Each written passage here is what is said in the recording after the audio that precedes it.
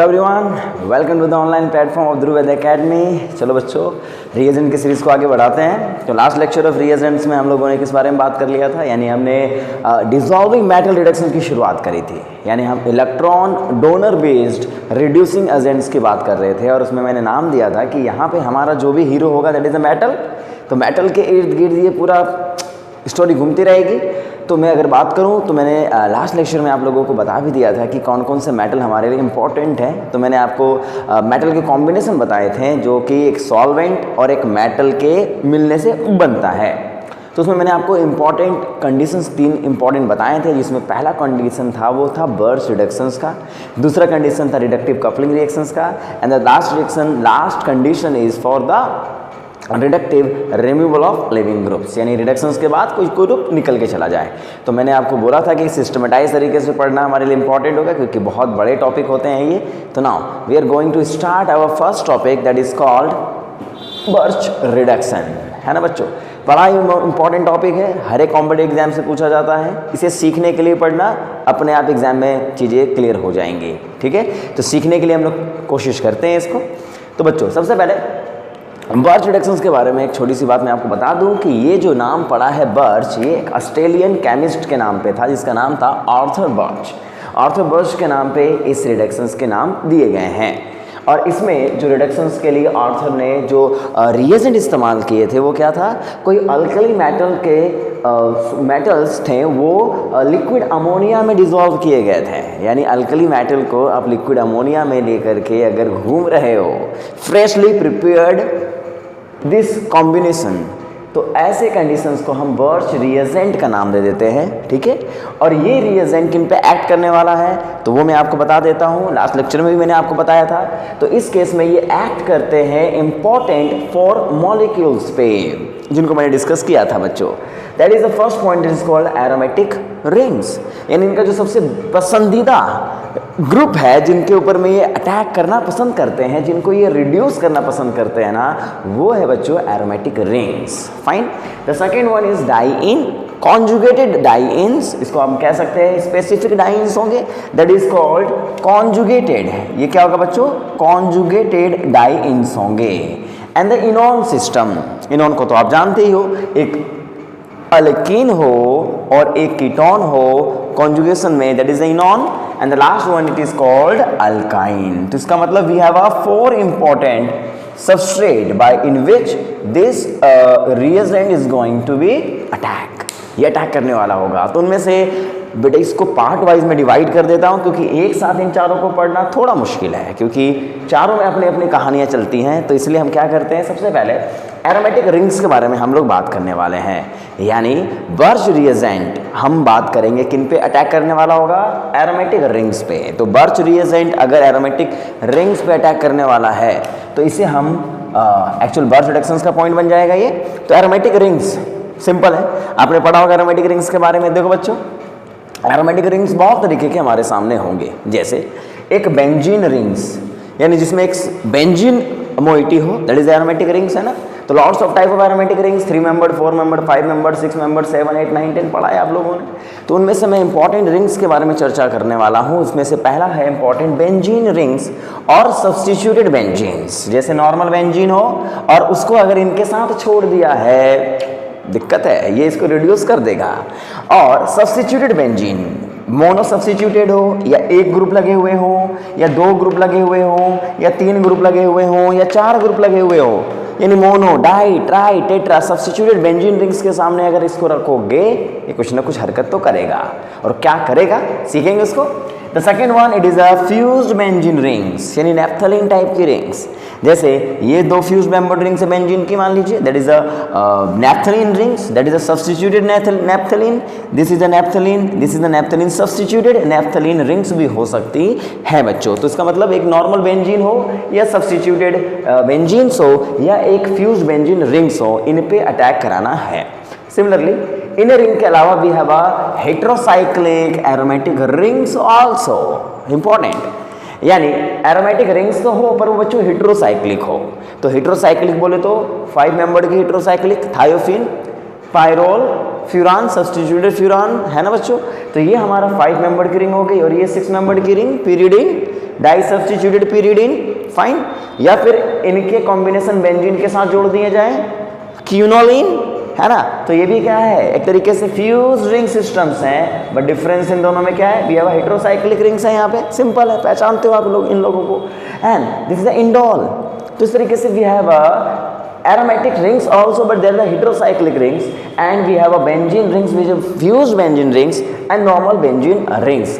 तो इनके ऊपर में हम रिएक्ट कराने जा रहे हैं अपने रिएजेंट को, और वो इनके साथ क्या करने वाला है, दैट इज वेरी इंटरेस्टिंग। तो इसी में हम लोग क्या क्या बातें करने वाले हैं। अब सबसे पहले इन चारों पॉइंट्स में देखो बच्चों, वी हैव 4 इंपॉर्टेंट पॉइंट्स, इनमें से पहला पॉइंट में डिस्कस करने वाला हूं आज के लेक्चर में। तो बड़ा लेक्चर बनेगा क्योंकि बहुत सारी चीजें हैं इसमें, तो बी पेशेंस, सीखते चलेंगे इसको, नोट्स बनाते चलेंगे, है ना।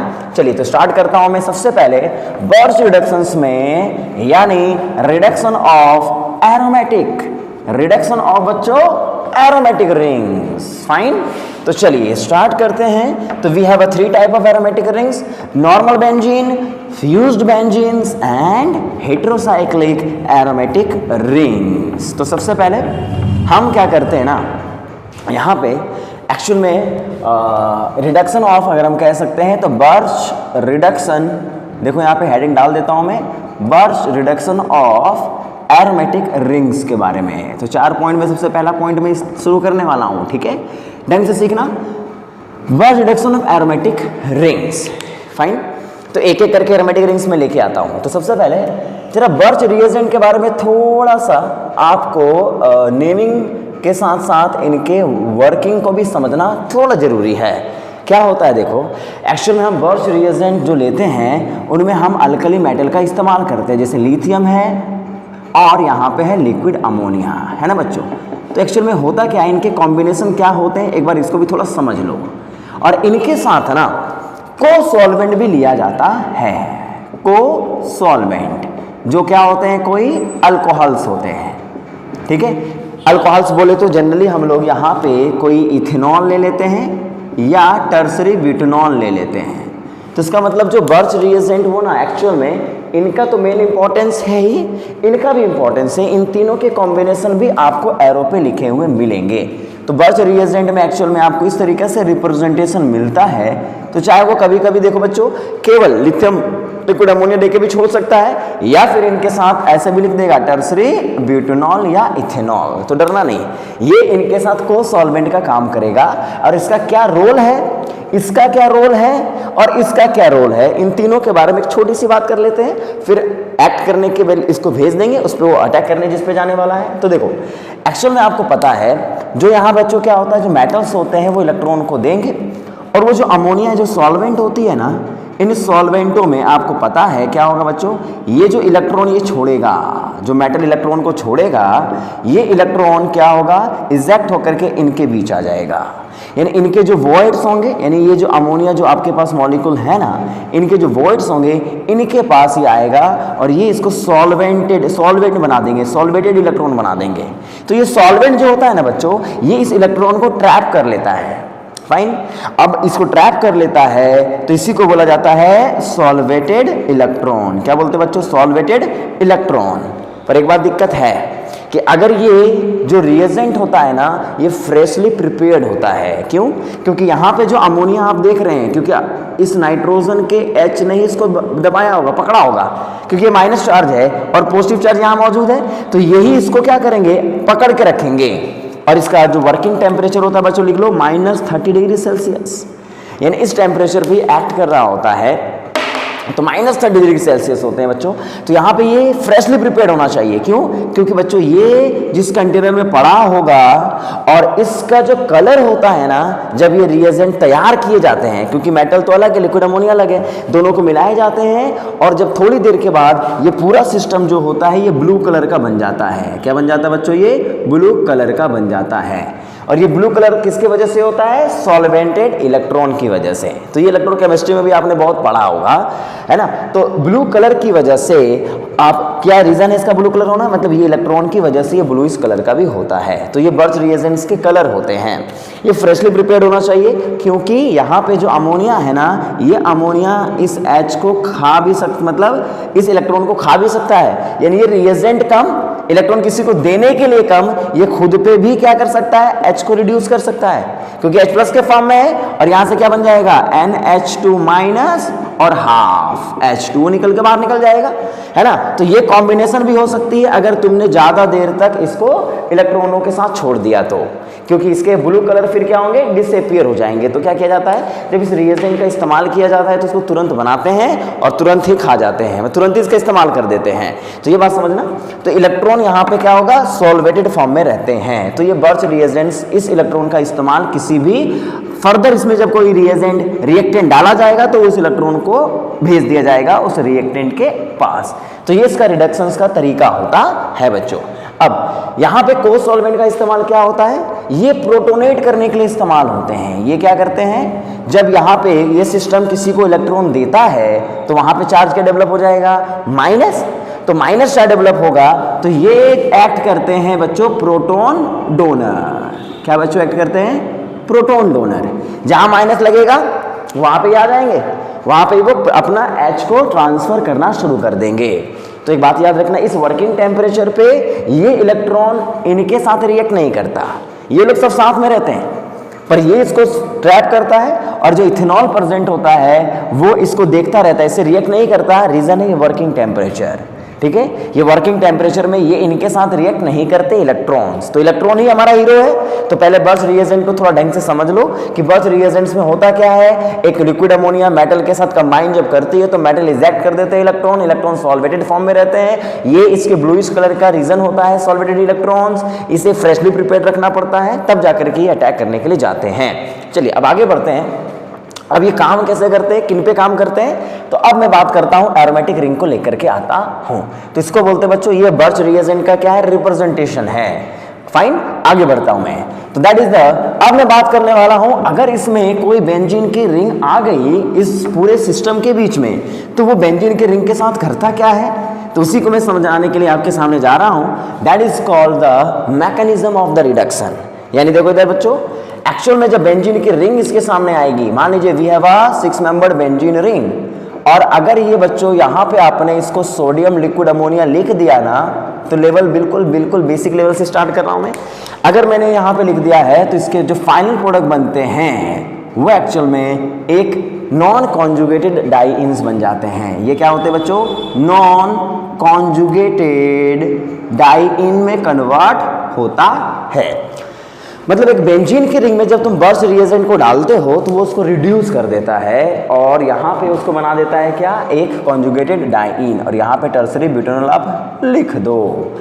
तो अब होगा क्या, तो फिर सवाल उठेगा कि ऐसा क्यों हुआ, कैसे हुआ, चलिए समझते हैं इसको। That is called the mechanism of this reaction. क्या होता है बच्चों, this is the mechanism of this reaction. तो यहाँ पे 3 डबल बॉन्ड है ना, देखो बच्चों 3 डबल बॉन्ड है तो 1 पाई बॉन्ड खत्म, 2 पाई बॉन्ड बचते हैं और वो आमने सामने रहते हैं, नॉन कॉन्जुगेटेड मैनर में रहते हैं। अब कहानी क्या होगी उसको समझने की कोशिश करना। पहला, जब बेंजीन रिंग में जब हमारा इलेक्ट्रॉन आता है, क्या होता है बच्चों, बेंजीन रिंग में जब इलेक्ट्रॉन, क्योंकि यहाँ इलेक्ट्रॉन ही आएगा, तो जब ये आता है बच्चों तो क्या होता है, जरा ढंग से देखना। ये पाई बॉन्ड, ये जो पाई बॉन्ड है ये होमोलिटिकली इस तरीके से इसको ब्रेक करता है। मतलब समझाना, मैकेनिज्म समझाने का तरीका है। तो एक बात बताओ, जब ये होमोलिटिकली ब्रेक करेगा तो क्या होगा, रेडिकल्स बनेंगे 2, और अगर ये 2 में से एक इलेक्ट्रॉन ये रख ले, मतलब क्या हुआ, ये बॉन्ड ब्रेक किए, समझो एक इलेक्ट्रॉन रह गए दोनों कार्बनों के पास, और ये इलेक्ट्रॉन को जब ऐड करेगा तो ये क्या बन जाएगा, एक पेयर्ड इलेक्ट्रॉन बन जाएगा ना। देखो बच्चों, ये बॉन्ड ब्रेक हुआ, रेडिकल बने, 2 रेडिकल्स बने यहाँ पे, है ना, और ये इलेक्ट्रॉन को अगर ऐड कर लेगा तो यहाँ पे एक नहीं अब 2 इलेक्ट्रॉन आ जाएंगे, और उसके ऊपर में एक्स्ट्रा इलेक्ट्रॉन आएगा तो क्या होगा, माइनस चार्ज, और यहाँ क्या बनेगा, रेडिकल। और इस माइनस का मतलब 2 इलेक्ट्रॉन्स हैं, है ना, एक इलेक्ट्रॉन अपना और एक इलेक्ट्रॉन इनका। तो इलेक्ट्रॉन जब बेंजीन के रिंग के पास आएगा तो पाई बॉन्ड को ब्रेक करेगा, और ब्रेक करके एक जगह क्या बना देगा, 2 रेडिकल्स क्रिएट करके, वैसे ही एक को अडॉप्ट करके माइनस चार्ज क्रिएट कर देगा, और एक पे अनपेयर्ड इलेक्ट्रॉन रह जाएंगे। और उसी समय होता है क्या, ये जो माइनस और रेडिकल है, दोनों इलेक्ट्रॉन है, ये मैक्सिमम डिस्टेंस पे रहना पसंद करते हैं, इसलिए कॉन्जुगेशन में चले जाते हैं। यानी ये कॉन्जुगेट करके बच्चों एक जगह से दूसरी जगह मैक्सिमम डिस्टेंस पे चले जाते हैं। और जब ये मैक्सिमम डिस्टेंस पे आते हैं, जरा बोर्ड पे देखना, जब ये मैक्सिमम डिस्टेंस पे आते हैं तो यहाँ पे रेडिकल जनरेट हो जाता है और ये चार्ज क्या बन जाता है, माइनस। तो जैसे ही एक मेटल के इलेक्ट्रॉन बेंजीन के रिंग के पास जाते हैं, वो पाई बॉन्ड को ब्रेक करते हैं, ऐड होते हैं, रेडिकल अनायन पेयर बनाते हैं और वो मैक्सिमम डिस्टेंस पे आकर के रुक जाते हैं। इसी को बोला जाता है बच्चों, देखो इधर, that is called radical अनायन pair. क्या बोलते हैं इसको, रेडिकल अनायन पेयर का नाम दिया जाता है। अब क्या करें, तो देखो जब यहाँ पे जो को सॉल्वेंट होता है दैट इज अल्कोहल, क्या है बच्चों, ये टर्सरी ब्यूटेनॉल है, ये जो अल्कोहल है मेरे सामने, वो अल्कोहल इसको अपना H ट्रांसफर करता है और जैसे H ट्रांसफर करता है देखो क्या होगा, फिर से यहाँ पे क्या बन जाएगा, क्या बनेगा बताओ, ये हाइड्रोजन यहाँ पे अटैच हो जाएगा, that hydrogen will attach on that carbon और यहाँ पे क्या बन जाएगी, रेडिकल। तो एक माइनस चार्ज खत्म हो गया, प्रोटोनेट हो गया।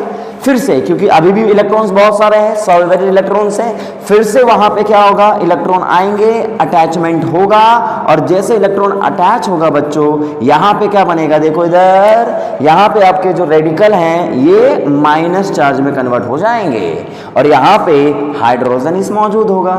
मतलब क्या हुआ, देखो रेडिकल ने दोबारा से इलेक्ट्रॉन ले लिया और जैसे इलेक्ट्रॉन लिया फिर से यहाँ पे बच्चों क्या होगा, दो इलेक्ट्रॉन आ जाएंगे और लास्ट स्टेप फिर से क्या होगा, जो टर्सरी ब्यूटेनॉल आपके सामने पड़ा हुआ था ये फर्दर इसको H ट्रांसफर कर देगा और जैसे बच्चों H ट्रांसफर होगा, now we have a system that is hydrogen here and that is hydrogen here.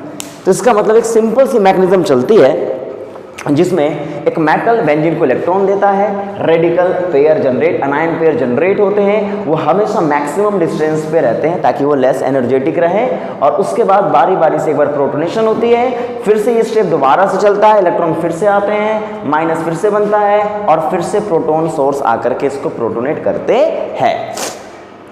तो ये बच्चों क्या हो गया, एक बेंजीन की रिंग रिड्यूस होके एक डाई इनमें कन्वर्ट हो जाती है।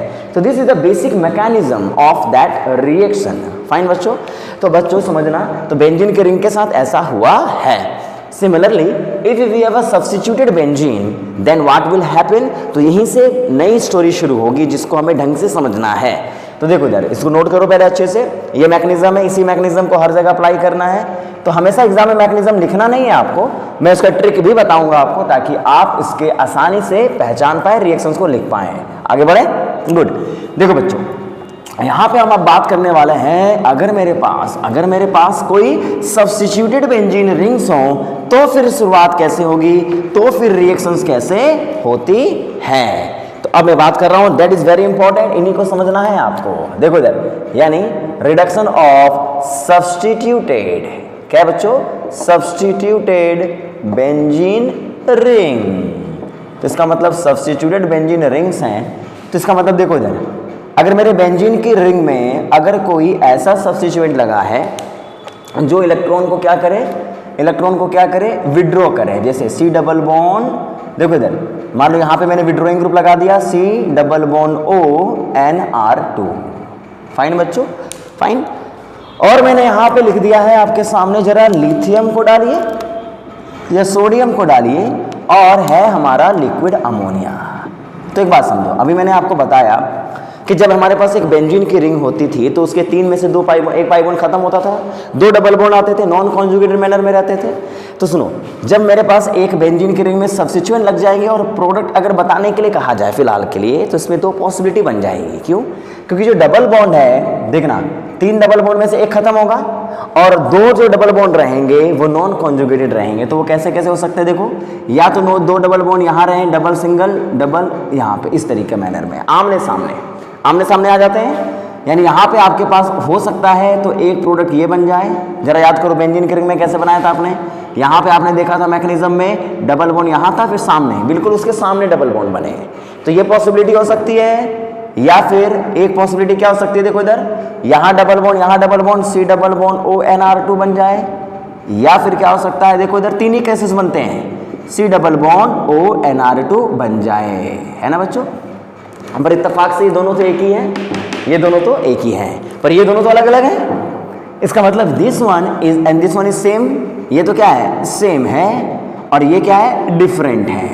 तो इसका मतलब हुआ क्या if we have a substituted benzene, then after the burst reduction we have two type of products, है ना। और ये आइसोमर्स होते हैं, these are isomers, इनको रिजियो आइसोमर्स कहा जाता है क्योंकि इनमें पोजीशंस का ही डिफरेंस होता है ना बच्चों। एक एल्किन के पोजीशन का डिफरेंस है, तो इसका मतलब इन दोनों में से कौन मेजर बनेगा, तो एक यहाँ पे मेजर बनता है, और वो मेजर कौन बनेगा इसकी मैकेनिज्म से देखते हैं। तो इफ वो मोनो सब्स्टिट्यूट बेंजीन, मतलब है ना सब्स्टिट्यूटेड बेंजीन आ गया, तब बच्चों एक से ज़्यादा पॉसिबिलिटी हो जाती है बर्स्ट के प्रोडक्ट की। तो वहाँ पे जो डबल बॉन्ड बनते हैं वो कैसे बनेंगे, तो उसकी मैकेनिज्म एक बार ढंग से देखो इधर। तो अगर मैं इसकी मैकेनिज्म की बात करूँ बच्चों, इसकी मैकेनिज्म की बात करूँगा तो क्या होगा देखो सिमिलरली, बट यहाँ पे एक बात को ढंग से समझना। वो बात ये है कि जब हमारे पास एक विड्रॉइंग ग्रुप आता है और इलेक्ट्रॉन उसमें देने होते हैं, तो वो इलेक्ट्रॉन जो एक्स जाएगा जहां माइनस चार्ज बनेंगे, क्योंकि आपको पता है माइनस चार्ज बनेंगे यहाँ पे, तो वो माइनस चार्ज ना, या वो एक्स्ट्रा इलेक्ट्रॉन जो जाएगा वो उसके इस कार्बन को कौन सा पोजीशन बोला जाता है, दैट इज कॉल्ड इप्सो पोजीशन। क्या बोलते हैं इसको बच्चों, दिस इज कॉल्ड इप्सो पोजीशन। इसको क्या बोलते हैं बच्चों, ऑर्थो। क्या बोलते हैं ऑर्थो, इसको क्या बोलते हैं मेटा पोजीशन, और इसको क्या बोलते हैं पैरा पोजीशन। तो एक बात समझना, यहाँ पे जो माइनस चार्ज बनते हैं वो एक्स्ट्रा इलेक्ट्रॉन आने की वजह से वो चाहे यहां बन सकते हैं और यहां बन सकते हैं। क्या होता है देखो इधर समझो पहले, तो यहां पे सेलेक्टिविटी होती है। जैसे देखो इधर, अगर तुमने इस बॉन्ड को ब्रेक किया है रेडिकल आयन पेयर में, तो क्या होगा C double bond O NR2। अब बताओ अगर तुमने यहां पे बॉन्ड को ब्रेक किया है बच्चों, इस बॉन्ड को ब्रेक किया है, तो रेडिकल एनायन क्या बनेंगे, अगर इसने इलेक्ट्रॉन लिया होता तो माइनस यहां बनता, रेडिकल यहां बनता, है ना। और ये रेजोनेंस करते, और रेजोनेंस करके कहां जाते बताओ, वी हैव अ सिस्टम जिसमें हम इसको रेजोनेंस कराने भेजते, और रेजोनेंस कराने के बाद अगर ये रेडिकल मूव करता तो इसका मतलब यहां पे वी हैव, देखना ढंग से देखना इसको, ये रेडिकल मूव करके यहां जाएगा और रेडिकल यहां जनरेट हो जाएगा और माइनस चार्ज यहां बन जाएगा। इसका मतलब ये जो पोजीशन है दैट इज द इप्सो पोजीशन, और ये इप्सो पोजीशन इसको स्टेबलाइज करता है माइनस चार्ज को। इसीलिए स्पेसिफिक यहाँ पे जो हमारे रेडिकल है ना, ये पाई बॉन्ड स्पेसिफिक इस डबल बॉन्ड को ही वो ब्रेक करने का काम करता है, ताकि रेडिकल अनायन पेयर ना इनसे बने, ताकि वो क्या करे, एक्स्ट्रा इलेक्ट्रॉन को ये विड्रॉइंग ग्रुप क्या करेंगे, रेजोनेंस करके स्टेबलाइज करेंगे। पढ़ा है आपने। तो इसका मतलब ये कंडीशन हो सकती है, या फिर देखो एक कंडीशन ये भी होगा, ये भी पॉसिबिलिटी बनती है कि अगर आपने इस बॉन्ड को तोड़ा और ऐसा तोड़ा कि रेडिकल यहाँ पे जो बने इसने इलेक्ट्रॉन को गेन किया, तो ये क्या बन जाएगा माइनस, और ये क्या बन जाएगा रेडिकल। और फिर से आप जब यहां पे आगे बढ़ोगे तो बताओ बच्चों यहां पे क्या होगा, अगर ये माइनस चार्ज डिलोकलाइज कर गया, डिलोकलाइज करके पैरा पोजीशन पे आ गया, तो यहां पे C डबल बॉन्ड NR2 लगाओ, रेडिकल बनाओ और माइनस बनाओ, तो ये दोनों पेयर्स बनते हैं। ये दोनों पेयर्स में से पॉसिबिलिटी होती है और दोनों का प्रोडक्ट एक ही बनता है। क्यों? क्योंकि जब आप इसको प्रोटोनेट करने जाओगे तो बताया था मैंने आप लोगों को, ये क्यों बना है, बिकॉज यहाँ पे अनायन पेयर स्टेबलाइज होते हैं। अभी यहाँ माइनस चार्ज बना है, फिर से इसको प्रोटोनेट करोगे तो C double bond O NR2 बनेगा, ये प्रोटोनेशन हो गई होगी, क्योंकि यहाँ पे हमारा सॉल्वेंट होगा टर्सरी ब्यूटेनॉल या अल्कोहल, और ये इसको क्या करेगा, प्रोटोनेट करेगा। जो आपका ROH है वो इसको प्रोटोनेट करके H लगाएगा, रेडिकल यहाँ है, वही कहानी। फिर से ये रेडिकल अपने इलेक्ट्रॉन को एक्सेप्ट करेगा, जो इलेक्ट्रॉन यहां मौजूद होगा फिर से एक्सेप्टेशन होगी, और फिर से यहां पे क्या बनेगा, C डबल बॉन्ड O, आपके पास NR2 है, यहां पे आपका H बना हुआ है, और आपको पता है बच्चों यहां फिर से माइनस बनेगा, और फिर से माइनस के पास यहाँ पे H को ये अटैच कर लेगा। तो लास्ट स्टेप को मैंने क्या किया है, फिर से दो स्टेप में इसको कन्वर्ट कर लेना, पहले इस रेडिकल को माइनस बनाना, फिर इसको प्रोटोनेट कर देना, है ना। उसी तरीके से अगर इसकी जर्नी खत्म करें तो पॉसिबिलिटी ये भी हो सकती है, रेडिकल आयन पर जब से बना इलेक्ट्रॉन इसको दे दो या इसको दे दो, फाइन।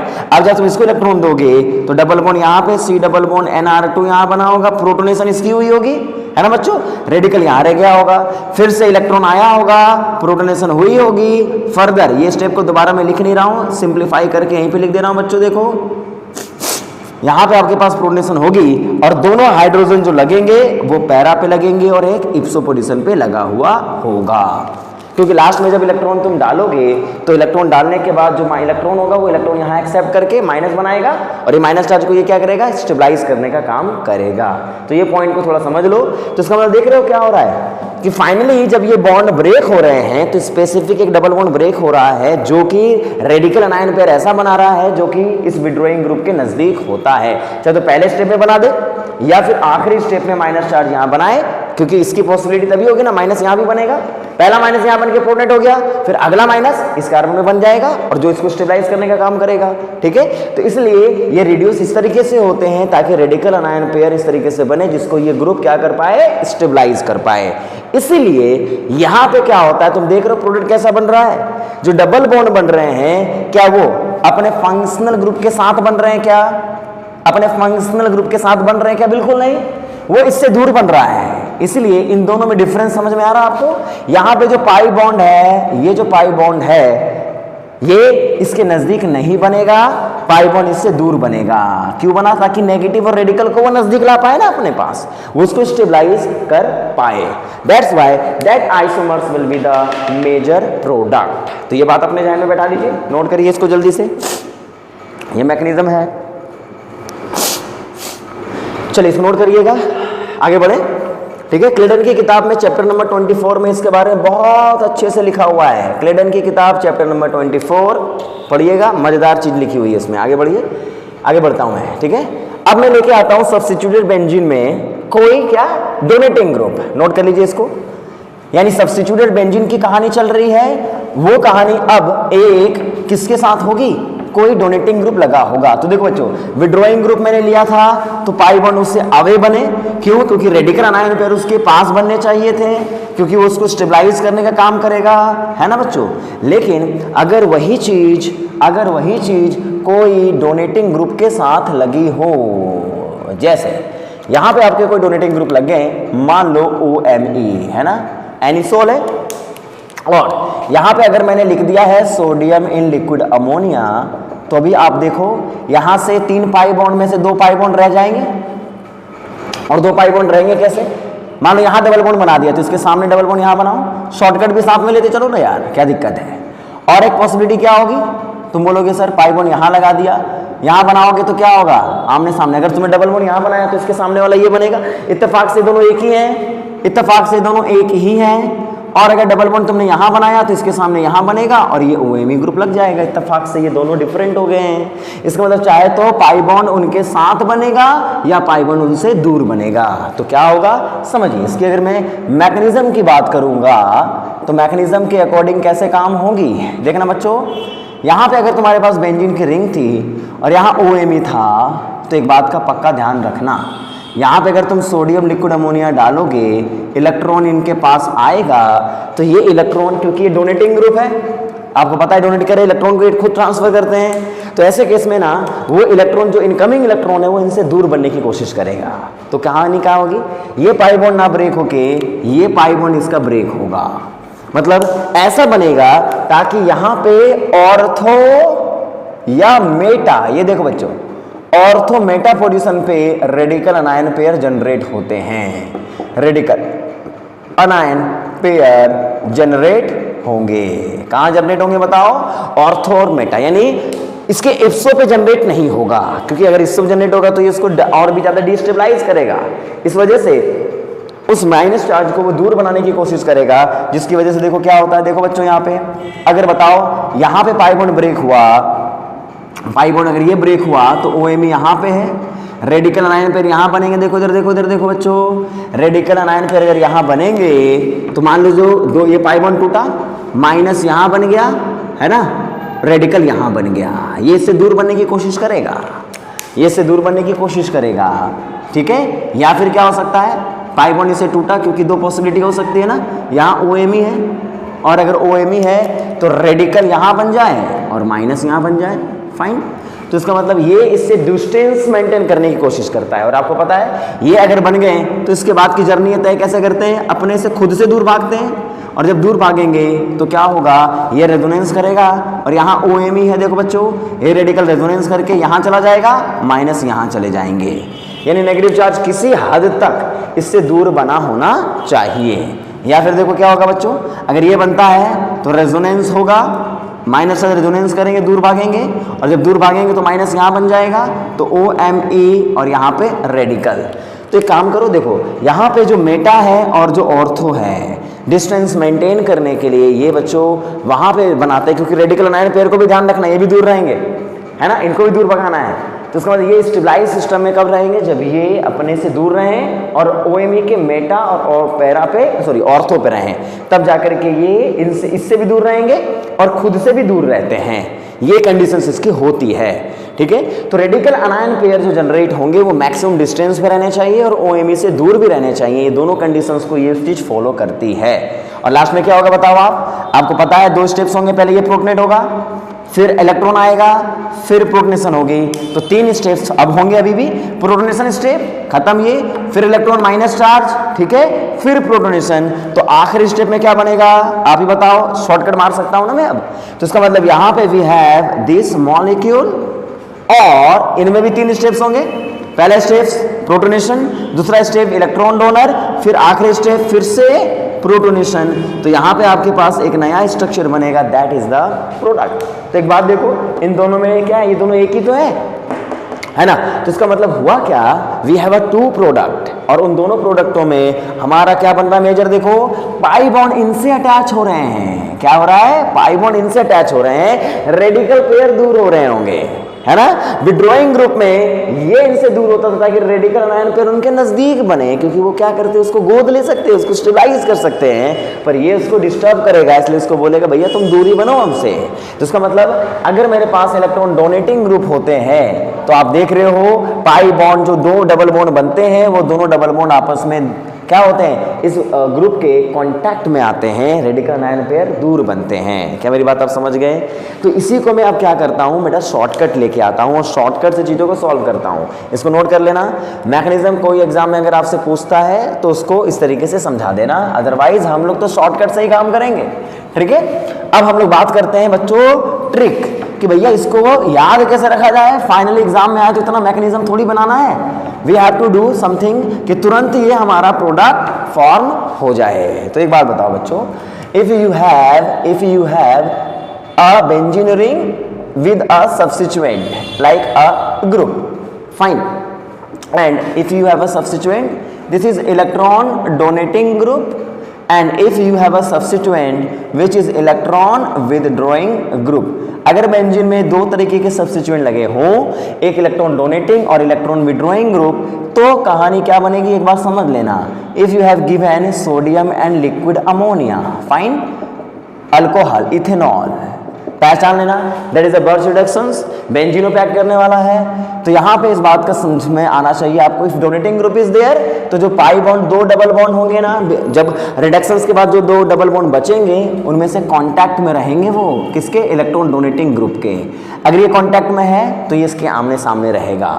सिमिलरली अगर ये विड्रॉइंग ग्रुप है बच्चों, तो विड्रॉइंग ग्रुप से अवे रहेंगे, डबल बॉन्ड इनके अगल बगल नहीं बनेगा, या तो यहां बना दो या तो यहां बना दो। देखो इधर देखो, चाहे तो इधर बना दो, यहां भी डोनेटिंग ग्रुप है, चाहे इधर लगा दो या इधर लगा दो, फिर उसके सामने लगा दो, that is that major product. और अगर यहां पे है तो पाई बॉन्ड इससे दूर बनेंगे, तो डबल बॉन्ड इनके सामने ये आ जाएगा।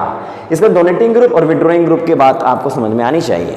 तो कौन कौन से इलेक्ट्रॉन डोनेटिंग ग्रुप यहाँ पे इस्तेमाल होंगे, तो देखना बच्चों, मेनली जो इलेक्ट्रॉन डोनेटिंग ग्रुप इस्तेमाल होते हैं वो कौन कौन से होते हैं, देखो इधर, like OH, like OMe, like NR2, fine, NR2, like देखो इधर SR, लाइक PR2, है ना, like alkyl group CH3, ET group, tertiary butyl group, ये सब के सब क्या है, डोनेटिंग ग्रुप की तरह एक्ट करते हैं। तो इसका मतलब ये अल्काइल ग्रुप्स होंगे, है ना। तो चाहे अल्काइल ग्रुप्स हो, अल्कोक्सी ग्रुप हो, मिथॉक्सी ग्रुप हो, अमीन्स ग्रुप हो, इस तरह की कंडीशंस जनरेट होने की बात हो जाती है।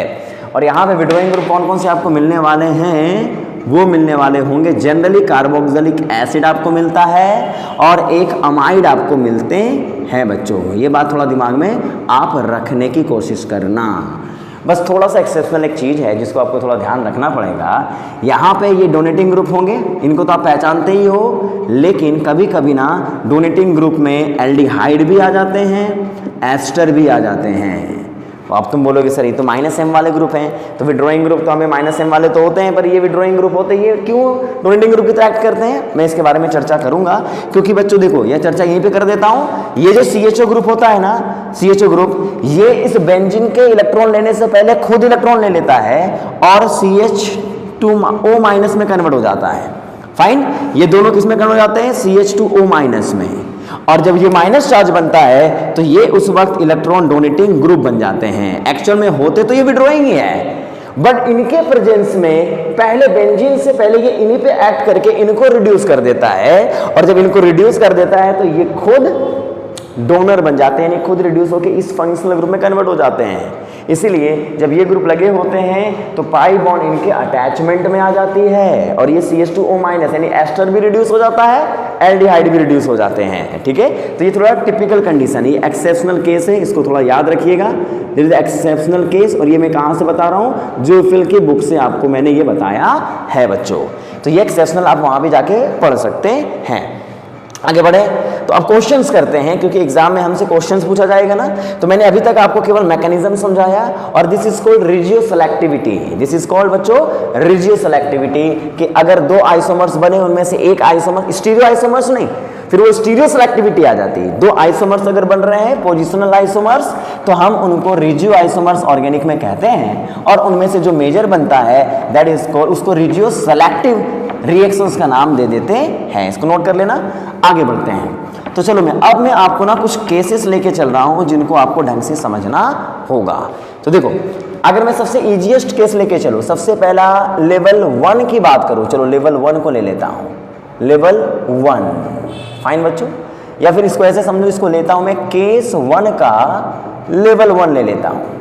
केस 1 का लेवल 1, जिसमें हम लोग बेंजीन रिंग को ही मानते हैं। केस हमारा वो है जिसमें हम लोग एक बेंजीन रिंग को कंसीडर कर रहे हैं। तो मान लो if you have a toluene system, क्या है बच्चों? टॉल्यूइन, और यहाँ पे अगर तुमने लिथियम इन लिक्विड अमोनिया देख लिया है विद इथेनॉल, अगर एग्जाम में ये नहीं भी दिया गया है तो समझ लेना वो पड़ा हुआ है उसके साथ, कभी कभी केवल ये बना के छोड़ देता है।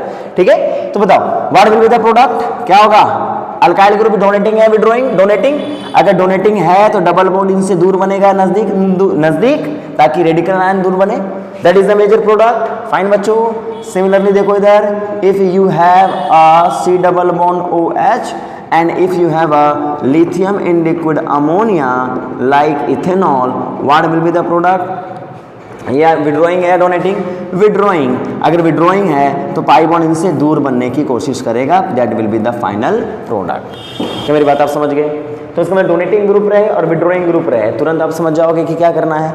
तो मोनो सब्स्टिट्यूएंट रहा तो कोई दिक्कत नहीं, आप आसानी से डील कर लोगे। मुझे कोई इंटरेस्ट नहीं है इसमें, लेकिन मुझे लेवल 2 में इंटरेस्ट है जब मेरे पास डाई सब्स्टिट्यूएंट लगे हों। क्या लगे हों बच्चों?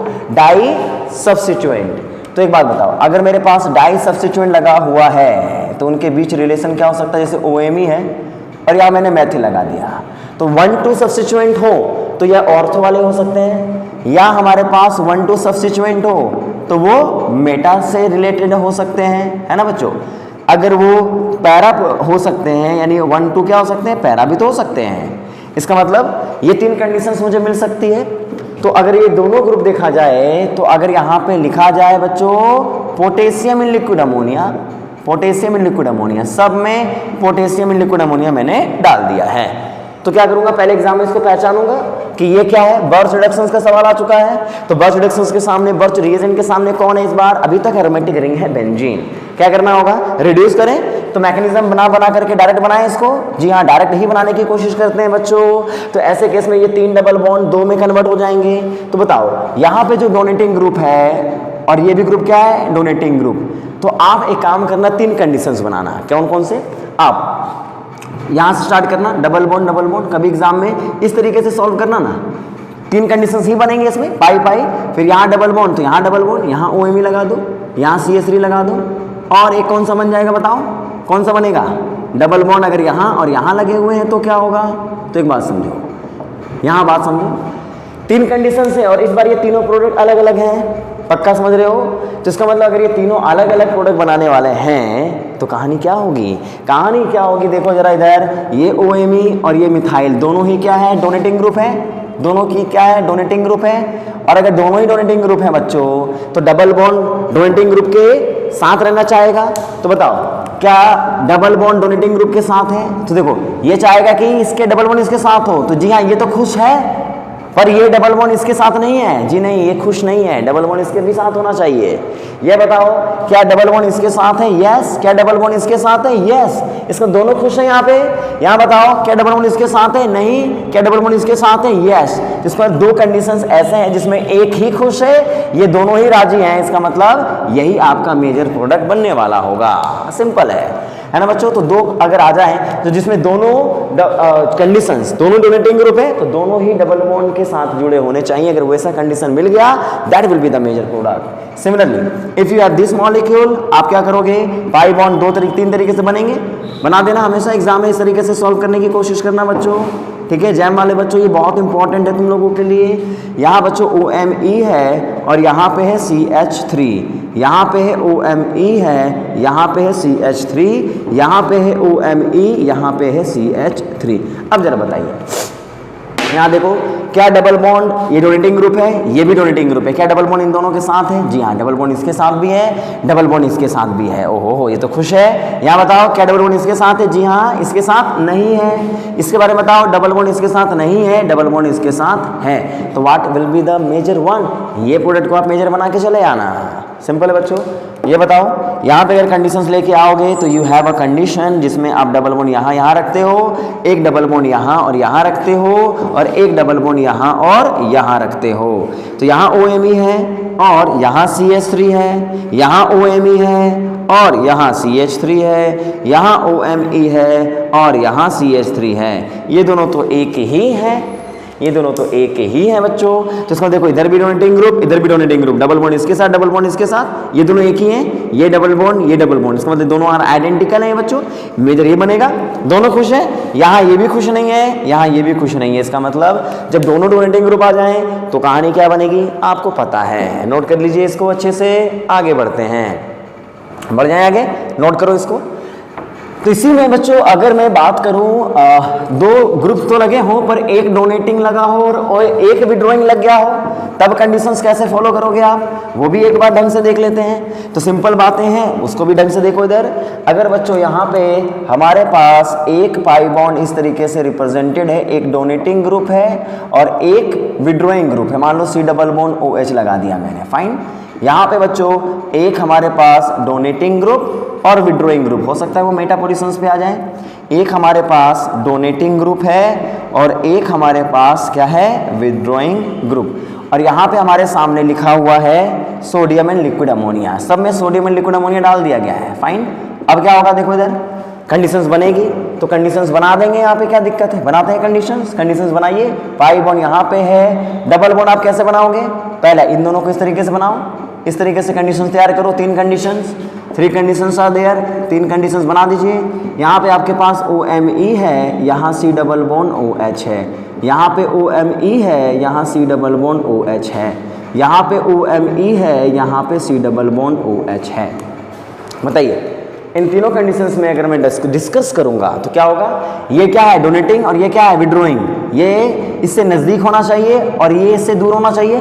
कंडीशंस क्या है देखो, डोनेटिंग ग्रुप के बगल में पाई बॉन्ड होना चाहिए, विड्रॉइंग ग्रुप से दूर होना चाहिए, है ना। तो इसमें डोनेटिंग ग्रुप के नज़दीक है, बिल्कुल सही है, पाई बॉन्ड से दूर है, ये सही है, ये भी खुश है।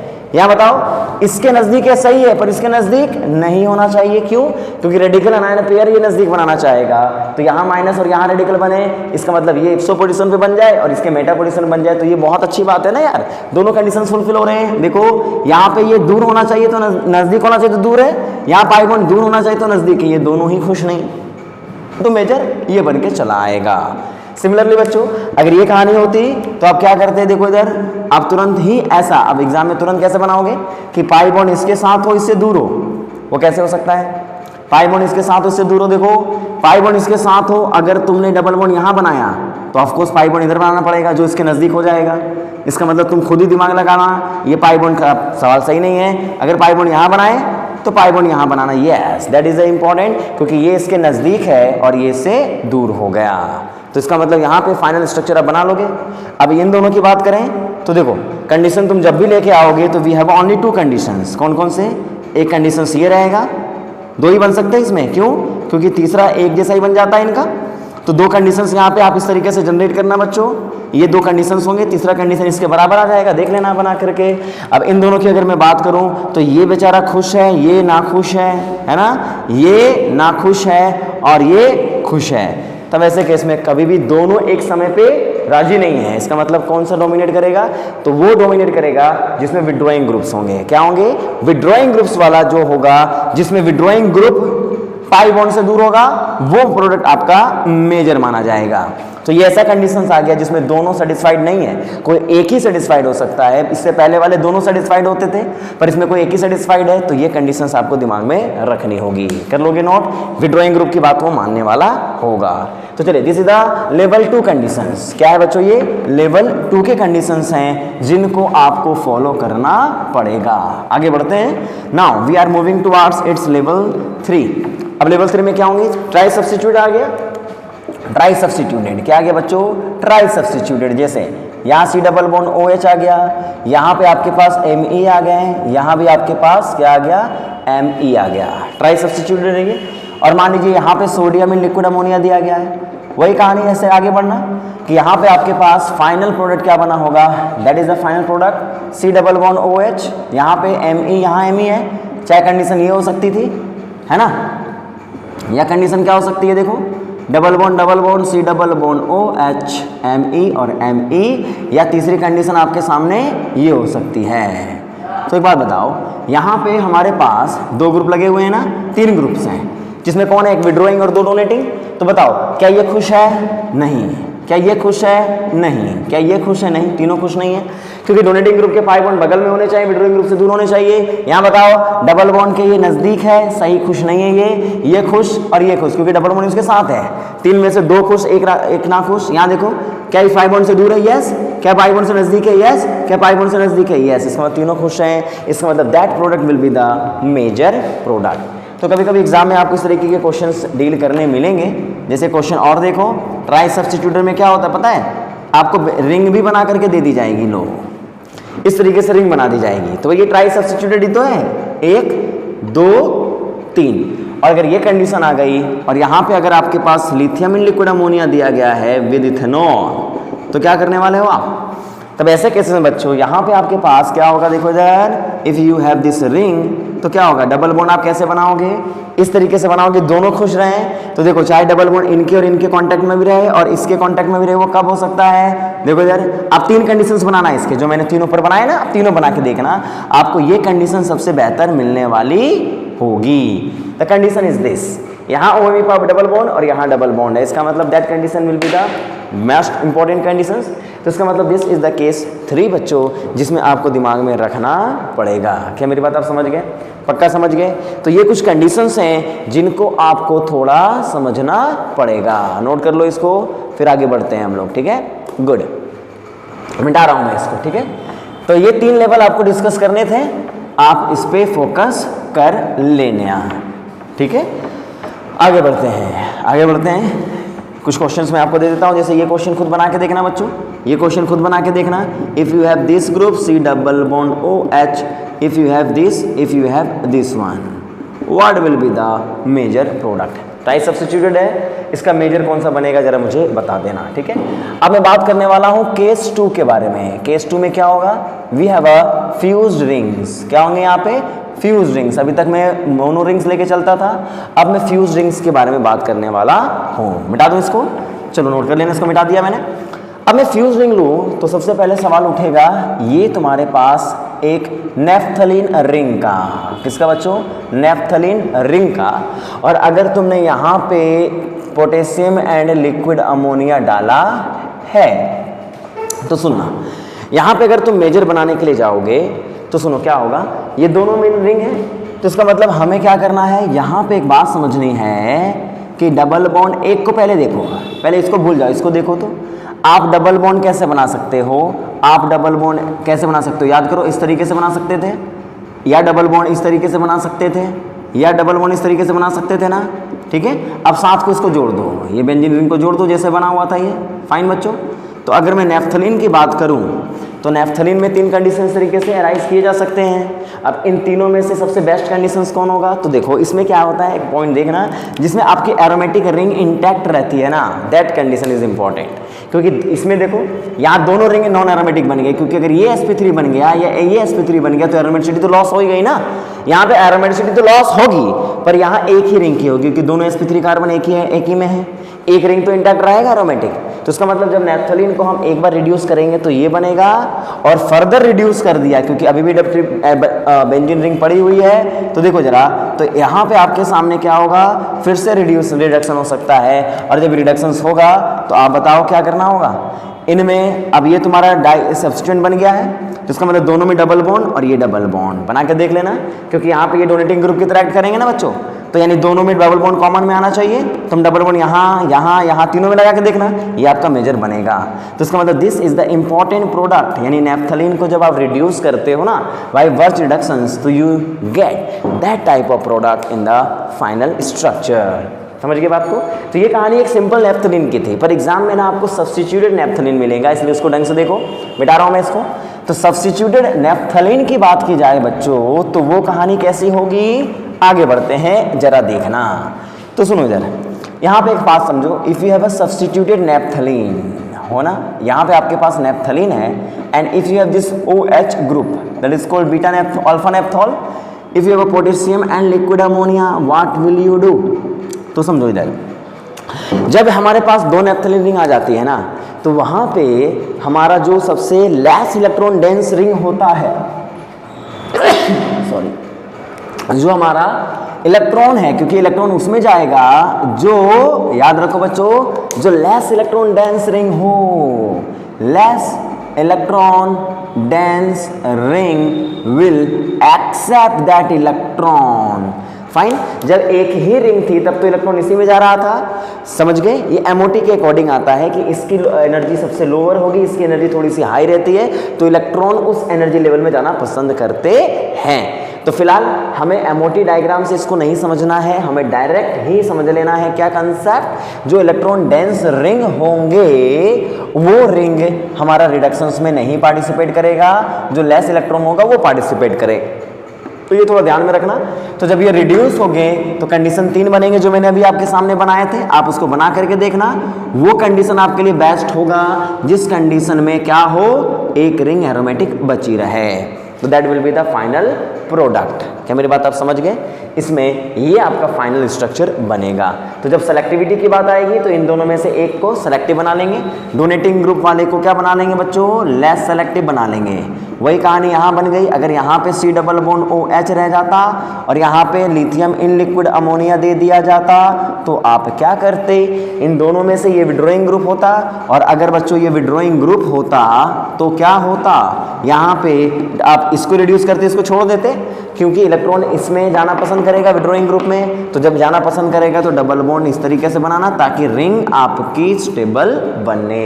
एक रिंग इसको रिड्यूस करोगे, डबल बॉन्ड इस तरीके से आ जाएगा, ये स्टेबल बन जाएगा। पक्का समझ गए? पक्का समझ गए बच्चों? पक्का समझ गए ना? नोट करो इसको, if you have this molecule and if you have this OMe group, what will be the product. बना लोगे? इसको सॉल्व कर लेना आप, है ना। एक इंपॉर्टेंट क्वेश्चन ये लिख लो, ये हो सकता है ये आपको परेशान कर दे। If you have this molecule, if you have this molecule then what will be the reduction product. तो इसका एक्सेप्शनल प्रोडक्ट होता है, इसको नोट करो, इसका एक्सेप्शनल प्रोडक्ट, क्योंकि OMe ये है, ठीक है। अब यहाँ पे जो फाइनल स्ट्रक्चर बनता है ना, उसमें एक डबल बॉन्ड, क्योंकि आपको पता है, क्योंकि यहाँ पे जितने डबल बॉन्ड होंगे उसमें से एक डबल बॉन्ड खत्म हो जाएगा। तो पहले 3 थे तो 2 बचते थे, यहाँ 5 है तो 4 बचेंगे, है ना। 3 इसके पास, 1 इसके पास। तो सिमिलरली इसके पास भी कितने डबल बॉन्ड है, 5 है, 1 खत्म होगा, पर इसका जो प्रोडक्ट बनता है उसमें ये फाइनल स्ट्रक्चर बनता है। ये कैरे एंड सैंडबर्ग के किताब में दिया हुआ एक सवाल है। फाइन बच्चों, तो इसको तुम खाली एक्सेप्शनल तरीके से नोट कर लो कि इसमें रिडक्शंस इसकी नहीं हो रही, इसी की डबल बॉन्ड टूट रहे हैं ना। तो ये थोड़ा सा तरीका थोड़ा अलग है। इसका भी जवाब है, इसका रेडिकल अनायन पेयर की स्टेबिलिटी के वजह से इसका जवाब आता है। फाइन, तो इसको अभी आप नोट कर लीजिए, और एग्जाम में रेयर चांस है कि आपको पूछेगा, तो एक्सेप्शनल कंडीशन से इसको आप कंप्लीट कर लीजिएगा। तो तो this is important ring system जिसको आपको समझना था। फ्यूज रिंग सिस्टम से डिफरेंस आएगा कहाँ पे, विड्रोइंग और डोनेटिंग ग्रुप्स में। कर लोगे कंप्लीट, आगे बढ़े, गुड। तो ये कहानी थी बच्चों फ्यूज रिंग सिस्टम्स और मोनोबेंजीन रिंग सिस्टम्स की। तो आगे बढ़ रहा हूं मैं, अब मैं लेके आ रहा हूं बच्चों एरोमेटिक रिंग सिस्टम्स में कौन सा केस आएगा बताओ, आपका तीसरा केस आएगा जो किसका होगा, हेटेरोसाइक्लिक रिंग्स का। तो लिखो यहाँ पे केस 3 लिखो, केस 3 में लिखो यहाँ पे हेटेरोसाइक्लिक एरोमेटिक रिंग। किसको लिखोगे आप, हेटेरोसाइक्लिक एरोमेटिक रिंग्स को लेके आ रहा हूं मैं, ढंग से इसको देखने का। यहां पे अगर मैं हेटेरोसाइक्लिक रिंग को लेके आता हूं तो कहानी क्या बनेगी उसको एक बार ढंग से देखो। If you have this 5 membered ring, है ना बच्चों, ठीक है, और यहां पे अगर तुम सोडियम एंड लिक्विड अमोनिया को डालोगे तो क्या होता है, देखो इधर, यहां जो रेडिकल अनायन पेयर बनेंगे वो, अब डबल बॉन्ड तो यही है या ये है, तो इसका मतलब रेडिकल अनायन पेयर आप किसी एक को बना दो, रेडिकल अनायन पेयर बनाओगे, क्या दिक्कत है, वही कहानी होगी, 2 रेडिकल्स बनेंगे, इलेक्ट्रॉन एक एक्सेप्ट करेगा, माइनस रेडिकल बनेगा, मैक्सिमम डिस्टेंस पे भागेंगे, मैक्सिमम डिस्टेंस पे भागेंगे ना, ये दूर भागेंगे तो डबल बॉन्ड यहाँ पे, माइनस यहाँ, रेडिकल यहाँ पे आ जाएगा, सिंपल है। अब ये क्या करेगा, बारी बारी से दोनों को प्रोटोनेट करेंगे और डबल बॉन्ड यहीं रह जाएगा, ये इसका फाइनल स्ट्रक्चर बन जाएगा। तो इसका मतलब फाइनल प्रोडक्ट क्या बनेगा, तो एरोमेटिक रिंग मेरे सामने जो दी गई होगी, जैसे ये नाइट्रोजन है, यहाँ बॉक ग्रुप लगा के दिया गया है, बॉक, ये प्रोडक्टिव ग्रुप होता है, C डबल बॉन्ड NR2 है। If you have lithium in liquid ammonia, what will be the product, तो एरोमेटिक रिंग की रिडक्शंस में आ जाएगा काम। If you have this pyrrole ring and what will be the product, बस कुछ नहीं करना है, ये डबल बॉन्ड में से क्या होगा, 2 हैं, एक ही बचेगा, अबे 3 थे तो 2 बचता, 2 थे तो 1, अब ये डबल बॉन्ड इनके बीच में आ जाएगा। तो डायरेक्टली इस बात को याद रख लो, शॉर्टकट याद रख लो, इसका याद रख लोगे, C double bond O NR2 इसको रिप्रेजेंट कर देना। तो चाहे वो थायोफिन हो, चाहे वो पायरोल हो, चाहे वो फ्यूरान हो, एक ही बातें होंगी इसमें, 3 में से 1 डबल बॉन्ड आपका, 2 में से 1 डबल बॉन्ड आपका रह जाएगा। तो यहाँ पे अगर मैं कहूँ तो ये तुम्हारा क्या था, एरोमेटिक रिंग का पहला केस, एक 5 मेंबर्ड की रिंग, नोट करो इसको। आगे बढ़ते हैं, आगे बढ़ते हैं, इसी में हम लोग बात करेंगे बच्चों, अगर पीरिडिन रिंग आ जाए तो क्या होगा, यानी if you have a pyridine ring, क्या है बच्चों, देखो इधर पीरिडिन, तो एक बात समझो, if you have pyridine ring and if you have potassium in liquid ammonia then what will be the product। तो सुनो, यहाँ पे अगर आप रेडिकल अनायन पेयर बनाओगे तो वो कैसे बनता है, देखो एक्चुअल बताओ, ये अगर तुम पिरिडिन को मानते हो तो ये क्या होता है, इलेक्ट्रॉन विड्रॉइंग रिंग होती है ना, ये इलेक्ट्रॉन डेफिशिएंट रिंग एक्चुअली में, क्योंकि नाइट्रोजन यहाँ पे विड्रॉइंग ग्रुप की तरह काम करता रहता है, क्योंकि ये लोन पेयर तो इसका रेजोनेंस में जाता ही नहीं है। आपने GOC में पढ़ा है कि पिरिडिन और बेंजीन में अगर देखा जाए तो pyridine less electron dense ring होती है, रीजन है विड्रॉइंग ग्रुप की वजह से। तो अगर यही रिंग पड़ी हुई है तो अगर इलेक्ट्रॉन डालोगे तो देखो ये बेंजीन की तरह रेडिकल अनायन पेयर बनाता था, अरे बेंजीन था तो रेडिकल अनायन पेयर तुम बनाते थे ना, याद है, तो रेडिकल अनायन पेयर जब बनाते थे तो कैसे बना दिया करते थे, क्योंकि यहाँ सब जगह कार्बन और कार्बन ही बड़े हैं, पर यहाँ नाइट्रोजन और कार्बन है, तो आप कैसे इसका ऐसे रिड्यूस करो कि माइनस रेडिकल अनायन पेयर इन पे माइनस n पे आ जाए, क्यों, क्योंकि ये पाई बॉन्ड टूटेगा तो माइनस यहाँ, रेडिकल यहाँ पे, और ये कॉन्जुगेट करके जब यहाँ जाएगा तो रेडिकल अनायन पेयर ये जो बने होंगे ये थोड़ा स्टेबल रहेंगे, क्यों, क्योंकि nitrogen is more electronegative element और n पे माइनस चार्ज बने और C पे माइनस चार्ज बने, बेहतर तो n पे है ना यार, डायरेक्ट n पे माइनस चार्ज बन रहा है, तो इसको बारी बारी से प्रोटोनेट करोगे तो क्या बनेगा, that is the final product, H यहाँ लगेगा और H यहाँ लगेगा, ये बात आप समझ गए। तो पीरिडिन होंगे तो पर इस बात का ख्याल रखिएगा कि डबल बॉन्ड पे N से दूर बन गया, क्यों, क्योंकि N विड्रोइंग ग्रुप की तरह एक्ट कर रहा था, माइनस चार्ज को स्टेबलाइज कर रहा था, वो बिल्कुल माइनस M ग्रुप की तरह ही था ना, जो हमने इससे पहले विड्रोइंग ग्रुप के साथ किया था, तो विड्रोइंग ग्रुप की तरह ही काम करेगा ये। देखो यहाँ N है और यहाँ पे CH3 लगा हुआ है, और यहाँ पे आपके पास पोटेशियम इन लिक्विड अमोनिया अगर आ गया है तो क्या होने वाला है, देखो इधर यहाँ N, तो इसका मतलब ट्रिपल 3 बॉन्ड है, इसके दूर बनाना है, बना दो, मैथिल यहाँ लगा दो, मैथिल यहाँ लगा दो, क्या फ़र्क पड़ता है, क्या मेरी बात आप समझ गए। तो NH यहाँ पे लग जाएगा, तो पीरिडिन अगर आएगी तो N से उसको दूर बनाने का है, ये बात दिमाग में रखिए, N से आप क्या बनाएंगे, उसको थोड़ा दूर बनाने का काम करेंगे। देखिए तो ये कहानी थी बच्चों पीरिडिन्स की। एक कहानी किसकी बता दी मैंने, पायरोल की, है ना। अब इनको अगर फ्यूज कर दिया जाए, नोट करो इसको ढंग से, अगर इनको बच्चों फ्यूज्ड कर दिया जाए तो कहानी क्या बनेगी उसको एक बार ढंग से देखो। जैसे अगर बच्चों मैंने यहाँ पे आपके पास बेंजीन की रिंग बनाई है और इसी के साथ मैंने पिरिडीन की भी रिंग बना दी है, लो भैया, दैट इज कॉल्ड क्यूनोलिन। और अगर इसको मैंने यहाँ पे के लिक्विड अमोनिया के साथ डाल दिया है तो बर्च रिएक्शंस है ये। और अगर इनके साथ इसको डाला है तो अब मुझे बताओ, यहाँ दो रिंग्स हैं, एक बेंजीन और एक पिरिडीन की तरह है, फ्यूज्ड है ये। यहाँ किसको रिड्यूस करोगे तो जो विड्रॉइंग रिंग्स होंगे, this is the electron withdrawing ring बच्चों, क्योंकि पिरिडीन इलेक्ट्रॉन विड्रॉइंग ग्रुप की तरह काम करता है, ये बात आपको पता है।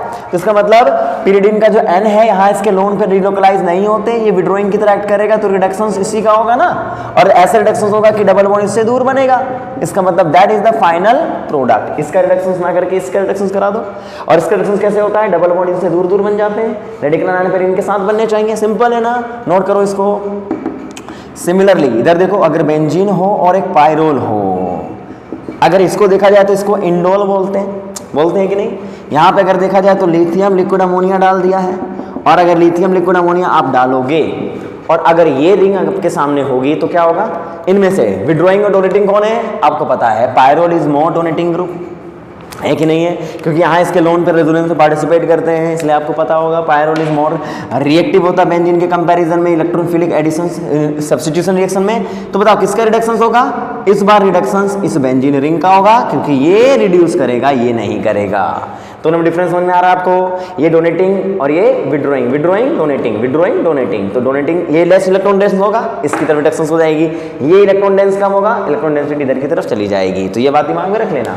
तो ये कहानी किसकी थी बच्चों, एक एरोमेटिक रिंग के रिडक्शंस की, ठीक है। तो चाहे वो एक नॉर्मल बेंजीन हो, या वो सब्स्टिट्यूटेड बेंजीन हो, या वो एक फ्यूज्ड बेंजीन हो, या वो एक हेटेरोसाइक्लिक एरोमेटिक रिंग्स हो। क्या ये बात आप समझ गए, नोट कर लो इसको, आगे बढ़ रहा हूं मैं। चलिए तो वेरी गुड, ये कहानी आपने समझ ली कि भैया हेटेरोसाइक्लिक रिंग्स भी रिड्यूस हो जाएंगे। ये खत्म होता है आपका बर्च रिडक्शंस का पहला पॉइंट, जिसमें मैंने क्या बताया, एरोमेटिक रिंग को आपने रिड्यूस किया है। अब सुनो, अब मैं एक काम कर रहा हूं, बर्च रिडक्शंस के साथ साथ कुछ और भी रिएक्शंस होती हैं जो बर्च के साथ साथ चलती हैं, जिसका मैं नाम लिख रहा हूं, ढंग से देखना, that is called birch alkylation. क्या बोलते हैं इसको बच्चों, बर्च अल्काइलेशन। तो बर्च अल्काइलेशन का मतलब क्या होगा, देखो, यानी यहां वहां कहानी होगी बर्च फॉलोड बाय अल्काइलेशन।